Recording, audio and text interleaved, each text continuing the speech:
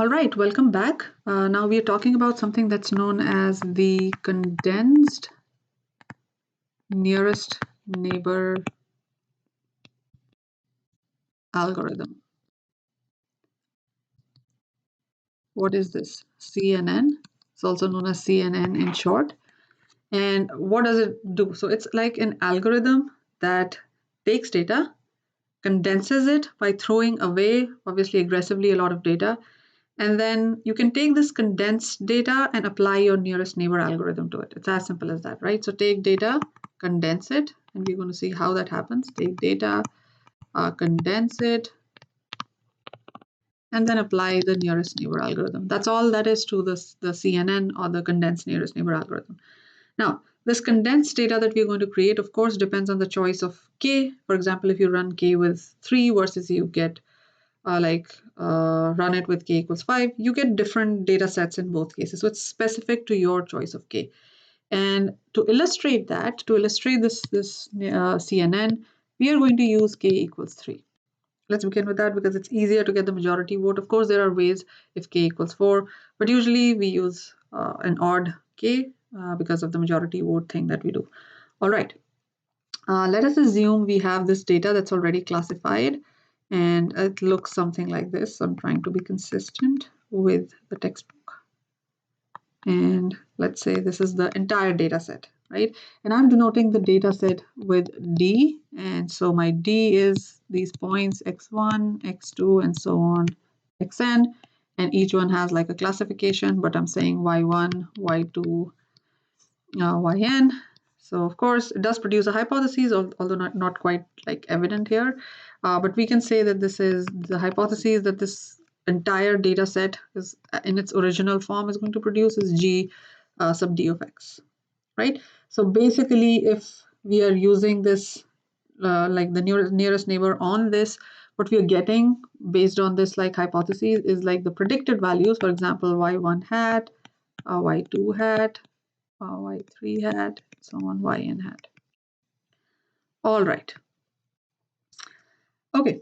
So basically what we're saying is the sample classification or my like y hat, in other words, if this wasn't super clear, is the gd of xi, right?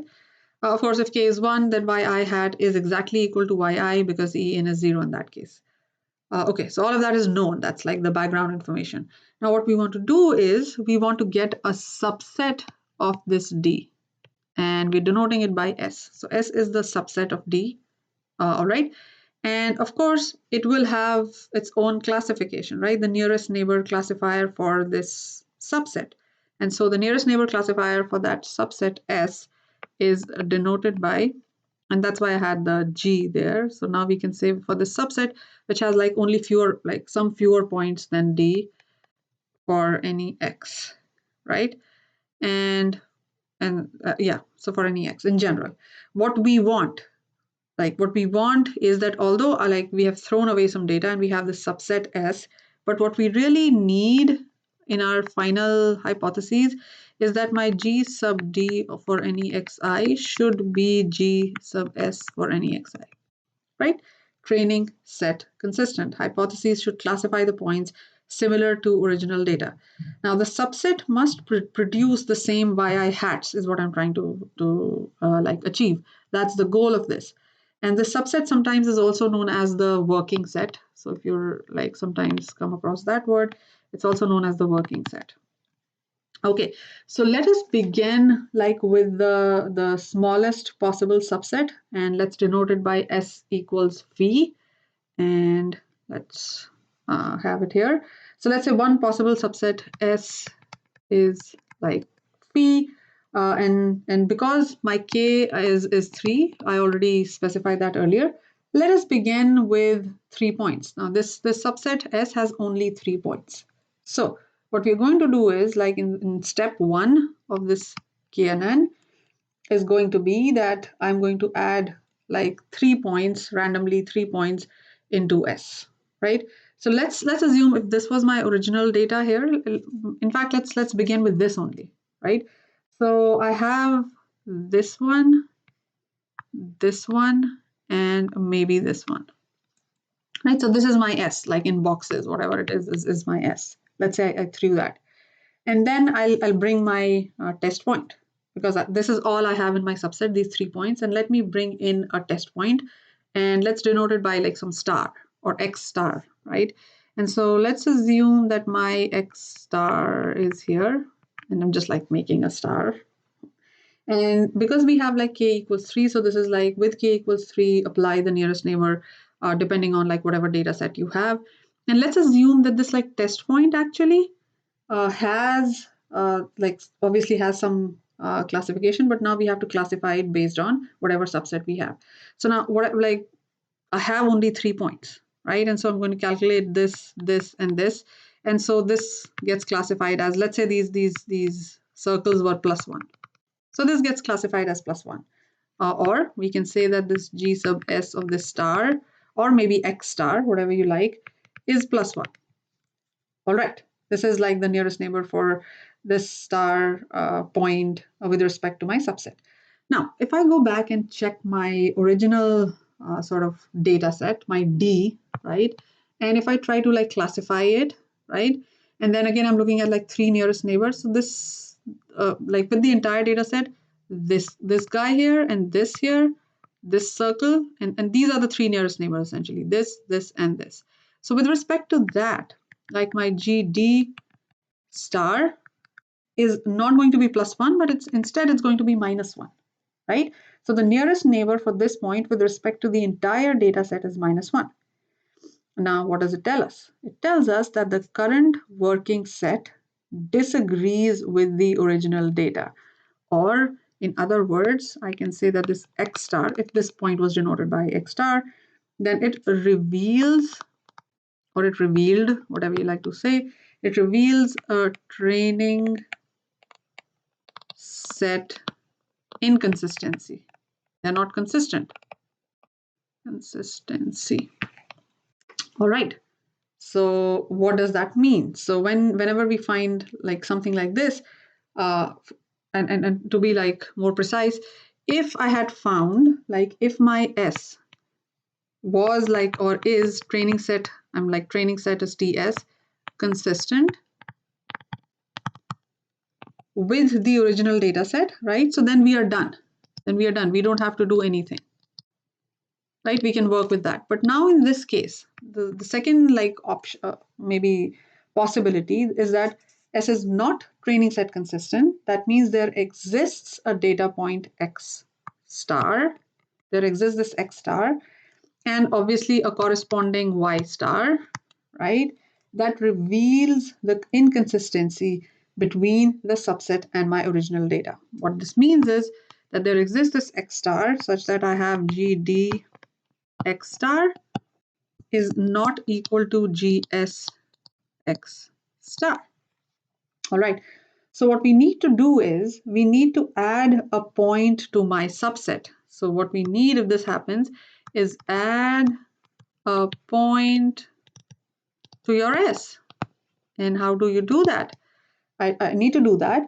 And how about, can I add this point itself, this X star? Well, maybe the right point, maybe it can be the right point or maybe not. But we really need to add a point to S, which can be or cannot be X star, in such a way that we want to improve the situation with respect to my X star, right? And so this like intuition itself tells me that maybe I shouldn't be adding X star. So if I look at the nature of the inconsistency, D is saying, let's look back. My data is saying, the overall data is saying that X star is -1, right? And my S is saying it's +1, right? So the classification of the point we add should be -1 because +1 will not help the classification of X star, right? So maybe in my S, I can add a point with a Y value that is consistent with the value of GD of X star, like the original data. The original data is telling me it's -1. So like if these crosses are signifying -1, right? I said this 0 is +1 and so the other one is -1. So I should be adding something like from here. So maybe this one, right? If I add that, then that's going to help in a certain way because it's going to take my X star in the correct direction, right? basically add the closest point from your data such that it's not in S, right? And so maybe this point A, I'm calling this point A in this picture, is the nearest point to X star. So let's add that to S, right? To deal with this like inconsistency that this point revealed for me. And so that's like my final step, add this point, and we know like based on what we have to add this point, right? The nearest point to X star that lets S deal with the inconsistency. And all we have to do is like the fourth step is repeat these steps, right? Repeat these steps until S is like my subset is training set consistent. It's as until I have like training set consistent.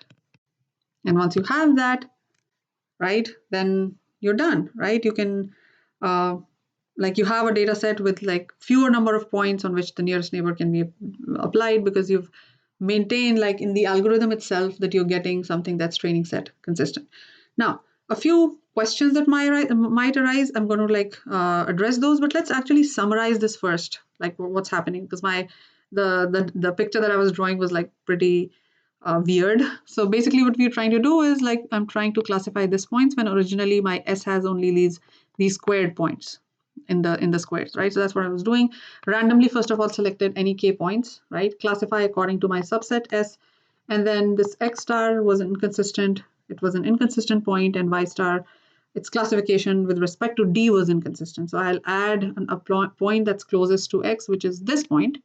And now I will make the classification move towards this because now my nearest neighbor are going to be these two. And so it will be correctly classified. And keep doing this iteration until all points are consistent with D. All right. So the questions that I'm talking about, right? First of all, how do I know? So the question one that I would like to add here is that how do we know such a point exists? Right? So how do we know that? First question is that. Question two is how do we know there is a point in the data set that has this classification where I don't get that inconsistency, right? So maybe how do we know that this point is in my data set, is in D? All right. So although we can like prove it mathematically, but the intuition here is that the training set is getting this point wrong with respect to the full data, right? Go back here. I'm getting this wrong, although this was right in my subset, right? But I'm getting it wrong with respect to my full data. So the only way this full data can classify it correctly if there are other points that are close to this one, which are having the opposite classification, but that was not captured in S, right? So therefore, I can say that this point must exist. So yes, I can say that with that intuition itself. All right. The other thing is that, and of course, that answers the second question as well, that this is in that data set, right? And that's why I was getting that classification incorrect because there was something going on like in the subset versus the data set. And so that's how I know that such a point exists. So that's that. Now, how do I know that this algorithm will stop or not? That's the other question, right? So question three, algorithm stops or not. Okay, so what we're doing in this algorithm is that at every step, either you're done or you add a point, right? So basically, if you have like these n, at most n points in your S, which is your subset, you're going to run only for n steps. That's what's going on. So this also leads to like this theorem, or maybe, I don't know, call it something less than a theorem. And I'd like to state that for the for the CNN, the condensed nearest neighbor algorithm, that first of all, this algorithm is well defined. Algorithm is well defined. We know what to do at every step, right? And at most, the worst case is that it can at most take n steps, right? And the third and the most important step is that on termination, when it stops, on termination, S must be training set consistent. This is an important point, and this is in fact guaranteed. So that theorem kind of like sums up everything about the CNN, that it's iterative and it's a very good algorithm, but because it does yield good results in a good amount of time. All right, let's actually look at finally look at the application of CNN on the digits data. And this is like what we did originally. So this is like the original form when we weren't getting rid of any points. And this was like the original data set. And so we were applying the 1 nearest neighbor versus the 21 nearest neighbor. Now, of course, you can see the overfit like now. So this is the CNN. So you can see what's going on. This is again like overfitting a little bit. This is like way smoother here, and that has to do with the choice of K. But look at how much data is thrown away, right? So much of data is thrown away, but we have a similar decision boundary. Well, not the exact, I would say. It's not the exact boundary, and that's like, of course, harder to get, but similar. So we are after the correct classification. So classification is almost the same for every point. A few random points, there is a little bit of randomness because of the algorithm itself, because of the iteration of the algorithm itself. But here, as you can see, we are like getting pretty like good results, despite the fact that we threw away so many, I would say, data points.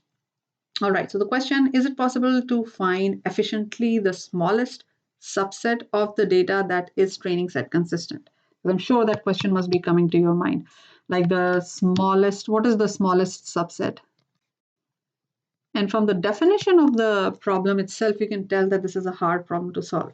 Basically, we are trying to find out the smallest set of point that is training set consistent, right? And that problem is known to be NP hard. So in like very simple terms, you can say that it's computationally very hard, like almost impossible to solve.